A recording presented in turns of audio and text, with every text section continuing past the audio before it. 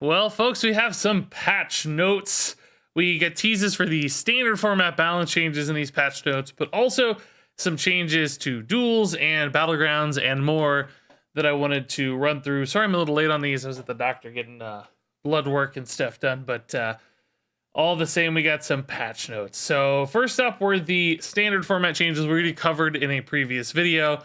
Kazakhstan getting changed, where you have to have played 4 dragons. You can't just have no dragons in your deck and activate him, which will certainly change his use cases a little bit for druids and maybe technically buff him for other options as well. Miracle Growth, of course, going to 8 mana. We got the Pirate Quest getting nerfed to 3 pirates for its final phase. Puffer Fist to 3. Switcheroo's only going to swap health and going to be banned in Wild.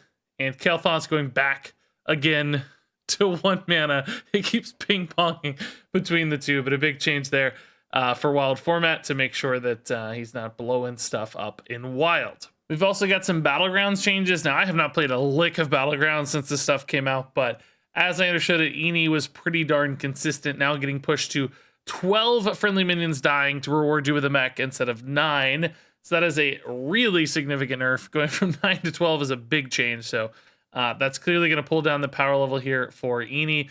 Also, we've got Dawngrasp's Buddy going up a Tavern tier to slow this one. Seems like might have gotten over buffed a little. So slowing that down to Tavern tier 3, getting a little health bump as an upside, but obviously pushing it back a tier is going to slow that one down a fair bit. Also here, a nerf to Murlocs. I think Murlocs is an in-game build I've heard is causing a lot of just like, oh, every game feels the same. You either hit Amalgadon stuff or just a big board of Sephin poisonous Murlocs, and sometimes combine the two as well. And yeah, so Sephin is now going to be Avenge 4 instead of Avenge 3. So that's going to slow that down a little bit as you're building up the first round of Murloc Poisonous. And also, I guess, limit sometimes like those Reborn Amalgadons or the Amalgadons you tuck into the back of a fight late. Sometimes this will really limit the ability for those to go off if they roll like Taunt, Divine Shield. It might be hard to give them Poisonous with that small change there to Avenge if they can't quite stick quite as long. You never know how big of a difference just one tweak there can make. Also, Cold Lightseer going to tier 4 instead of tier 3, so slowing down some of the Murloc buff action. I feel like, I don't know, I haven't played a lot of Murlocs, I feel like that's not that significant of a change. Obviously, them having health to value trade with the Poisonous is important sometimes, but I feel like this is the really key part there. This might just be a small change in the scheme of things. Also, Baby Crush for Beasts getting nerfed here from 7/7 down to 6/6, and the minion he summons down to 8/8 instead of 9/9. Which, you know, just small changes, but that card did feel really independently good. The few times I played Battlegrounds with this, like just a big old pile of stuff. And those small number changes might add up over time.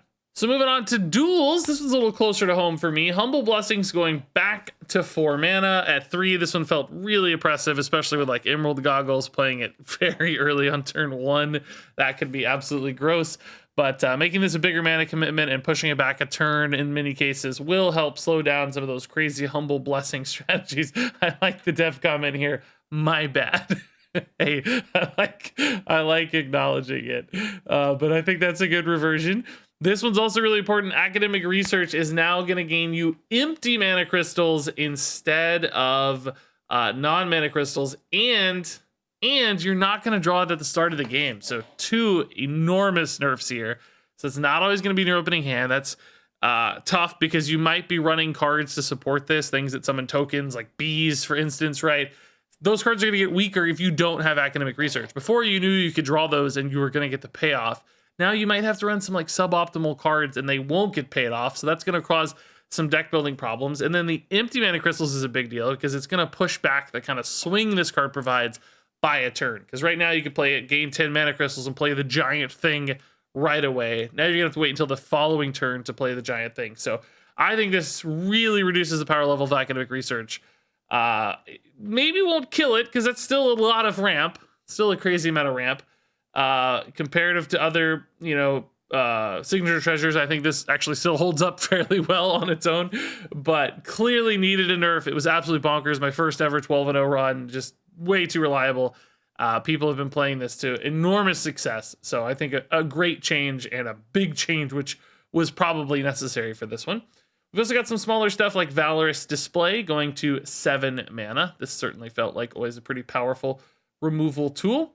We've got Tempest Fury getting pushed up to 4, getting a little bit of an attack buff here to compensate. So losing a little, gaining a little. This is probably still more of a nerf though. I'm sure 4 mana is a bigger commitment and slows this down. So you can't quite use it to like maintain early board clears. Like, you know, right, as it played now, you could really chip through your opponent's early game board, or alternatively do a burst damage push, whichever one you wanted.